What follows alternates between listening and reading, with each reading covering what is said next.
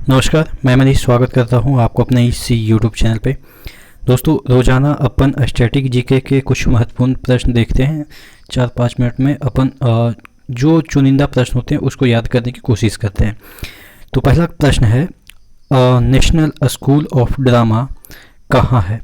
देखिए, अगर हम नेशनल स्कूल ऑफ ड्रामा यानी कि आप समझ सकते हैं कि फिल्म दुनिया की बात की जा रही है, तो हमारे दिमाग पे क्या आता है कि मुंबई वगैरह होगा इसका मुख्यालय।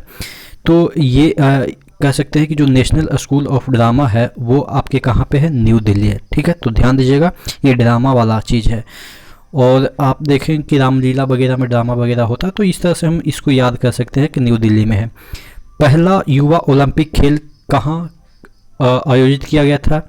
ठीक है, देखिए इसमें बहुत सारे के प्रश्न बन जाएंगे। युवा ओलंपिक कब स्टार्ट हुआ था? तो 2010 में। याद कैसे करेंगे? बच्चे कह रहे हैं कि बहुत हुआ, मतलब बस करो, अब हम लोग को भी ओलंपिक में पार्टिसिपेट करने दो। बस यानी कि 10। ठीक है, 10 में ये बच्चे लोग भी ओलंपिक में पार्टिसिपेट करने लगे। इनके लिए अलग से 14 से 18 वर्ष के बच्चे के लिए ये युवा ओलंपिक है। तो ये कह रहे हैं अब बस करो यानी कि 10 में। ठीक है, ये आपका समर ओलंपिक हुआ।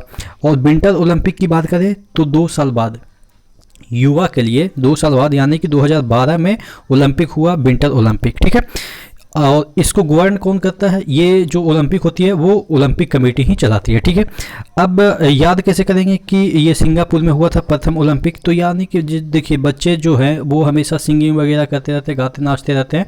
तो ये पहला जो ओलंपिक हुआ वो सिंगापुर में हुआ। और आपके ये विंटर ओलंपिक हुआ वो ऑस्ट्रिया में हुआ था। ठीक है, तो इतने सारे प्रश्न आपसे बनेंगे कि युवा ओलंपिक की शुरुआत कब हुई, विंटर और समर। ठीक है, कहाँ कहाँ पहला हुआ। ठीक है, ये भी आपसे पूछे जा सकते हैं।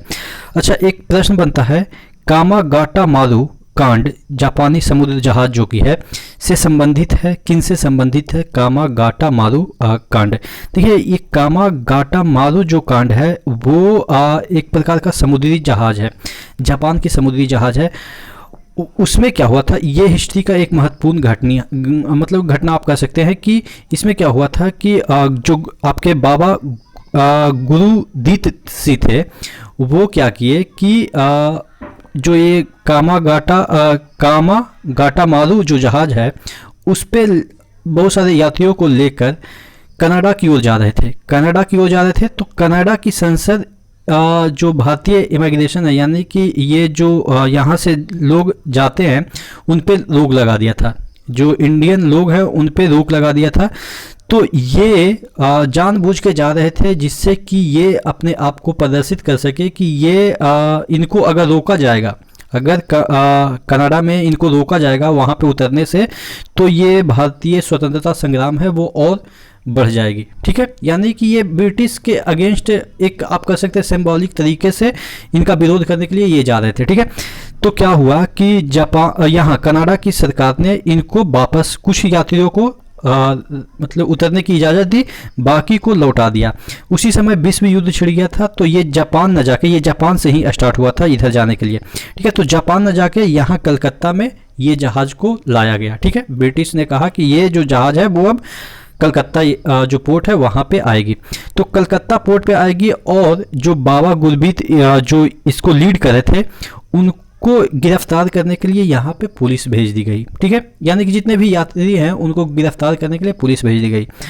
ये लोग उस पुलिस से लड़ गए जिससे कि बहुत सारे यात्री की मृत्यु हो गई गोली चलने की वजह से। और ये जो बाबा गुरुदीत थे वो भाग गए। ठीक है, हालांकि बाद में जो महात्मा गांधी थे उनके कहने पे ये सरेंडर कर दिए, जिसके बाद इनको 5 साल की सज़ा हुई, बाकी कोई ऐसा हिस्ट्री नहीं है। तो टोटल कहने का मतलब ये है, जो कामागाटा मारू जो कांड है वो कामागाटो मारू जो कांड है टोटल समझ में आ गया। इसको लीड कौन कर रहे थे? बाबा गुरुदीत सिंह थे। ठीक है, और ये जो जहाज लेके कहाँ जा रहे थे? कनाडा जा रहे थे। कराची के किस अधिवेशन में मुस्लिम लीग ने बांटो और छोड़ो का नारा दिया? देखिएगा, भारत छोड़ो का नारा महात्मा गांधी ने कब दिया? 42 में। तो इसी कंसेप्ट को चुरा लिया क्या? बांटो और छोड़ो। किसने?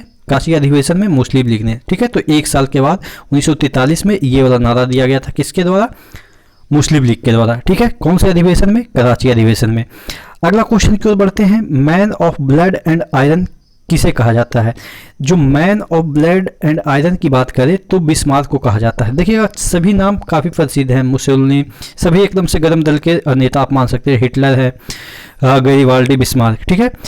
अब देखिएगा अगर ब्लड निकलता है कहीं से तो वो जख्म भरने के बाद क्या होता है, वहाँ पे मार्क बन जाता है, ठीक है। अगर आप आयरन से किसी को मार दें, वहाँ से ब्लड निकलेगा तो वहाँ पे आपके शरीर में मार्क बन जाता है। तो इस तरह से इसको याद करेंगे। गिनीज बुक पहली बार कब प्रकाशित हुआ था? तो ये 54 में प्रकाशित हुआ था। यानी कि जो गिनीज बुक में जिसका नाम रिकॉर्ड दर्ज हो जाता है वो एक चेयर पे बैठ के अपने आप को सुल्तान मानता है कि अब तो हम अमर हो गए, ठीक है। इस तरह से चेयर के 4 पैर होते हैं तो 4 लास्ट में होगा। इस तरह से हमें 4 को हमेशा याद किया है, ठीक है। दक्षिण भारत में दांडी मार्च का संचालन किसने किया था? दांडी मार्च का संचालन सबसे पहले अगर हम इंडिया के रिस्पेक्ट में बात करें, इंडिया के में ही हुआ था तो गांधी जी से फेमस है। लेकिन अगर दक्षिण भारत में की बात करें कि दक्षिण भारत में जो दांडी मार्च हुआ था, दांडी मार्च तो किसने किया था? गांधी जी ने। लेकिन उनके इन्फ्लुएंस पे उसी समय हर जगह दांडी मार्च हो रहा था। तो दक्षिण भारत की बात करें तो वहाँ पे जो दक्षिण भारत में दांडी मार्च हुआ था वो राजा जी ने किया था। दंड कौन दे सकता है? राजा ही दे सकता है। तो इस तरह से दांडी मार्च को याद कर सकते हैं। लास्ट क्वेश्चन है 1857 के स्वतंत्रता संग्राम के प्रतीक क्या था? तो जो 1857 के स्वतंत्रता संग्राम था उसका जो प्रतीक था कमल प्लस रोटी दोनों था, ठीक है। ध्यान रहेगा, कमल प्लस रोटी दोनों था।